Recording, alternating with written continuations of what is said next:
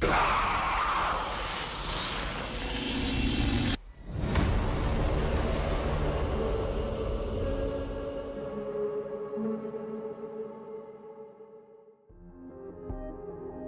everyone, it's been a while, but I am back. In fact, we are back because Resident Evil 9 is real. Summer Games Fest blessed us with the reveal of Resident Evil Requiem, the 9th main installment in the Resident Evil series. If you've watched my channel before, you know how big of a Resident Evil fan I am, so obviously I am very excited for this game. And with this game's trailer, we got to look into some very interesting things regarding this game's story. We have the appearance of a new character who's named Grace Ashcroft and is the daughter of Alyssa Ashcroft from the RE Outbreak games. We are seemingly getting zombies back and are returning back to Raccoon City 20 years after the destruction. There's some very interesting stuff. But in today's video, I wanted to kind of throw my theory out there, because I think there is a possibility that in this game, we're going to be dealing with some sort of cult or bioterrorist organization. If you enjoyed this video, like and subscribe, and let's dive right into it.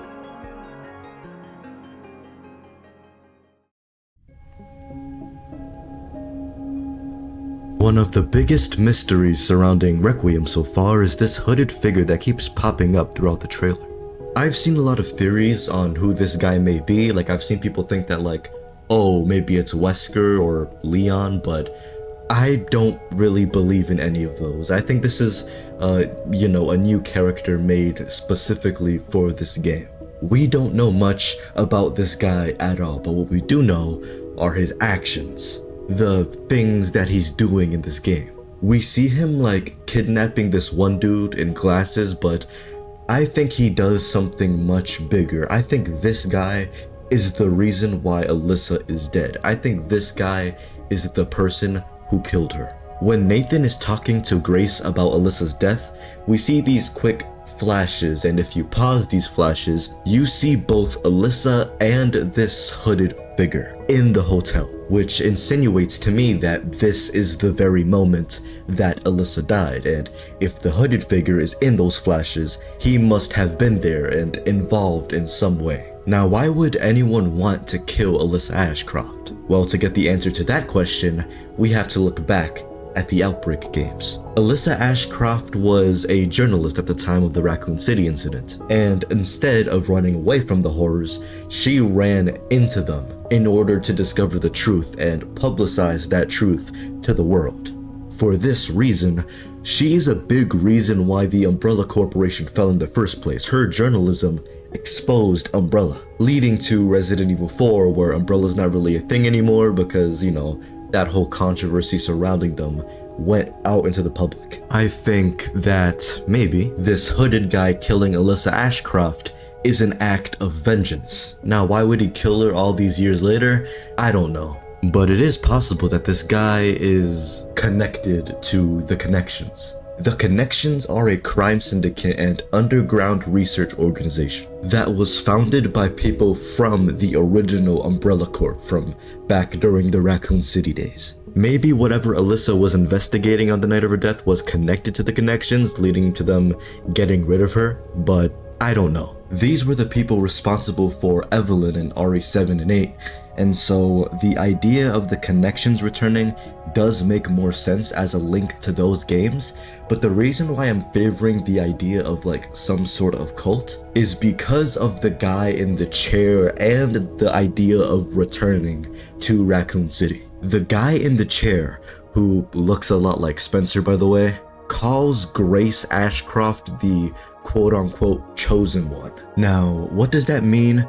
We don't really know, but it most likely has something to do with Daylight, which, if you don't know what Daylight is, basically it was a vaccine made for the T-virus in RE Outbreak. In that game, Alyssa actually takes the Daylight vaccine, so it's possible that some of those like antibodies pass down to Grace, and that's why Grace is seen as like the chosen one for whatever their prophecy is. But I digress. This isn't a video about why Grace is the chosen one, it's a video about why I think this is a cult.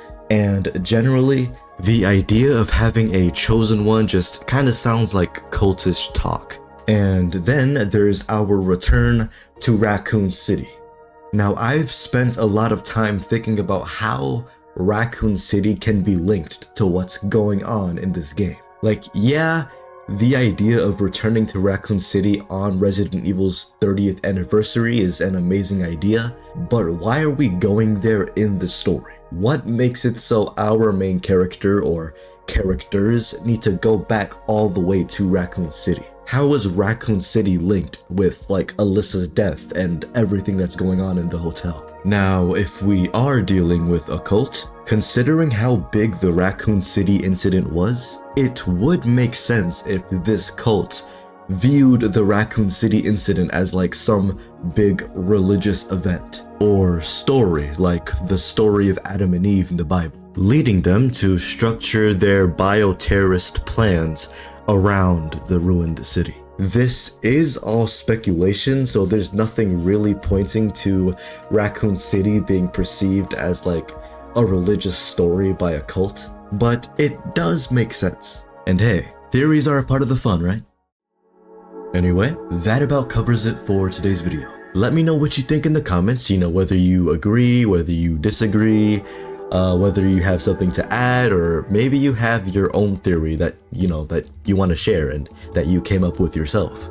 We are in exciting times, the Resident Evil hype train is fully back. Resident Evil 9 is real and we're getting it soon.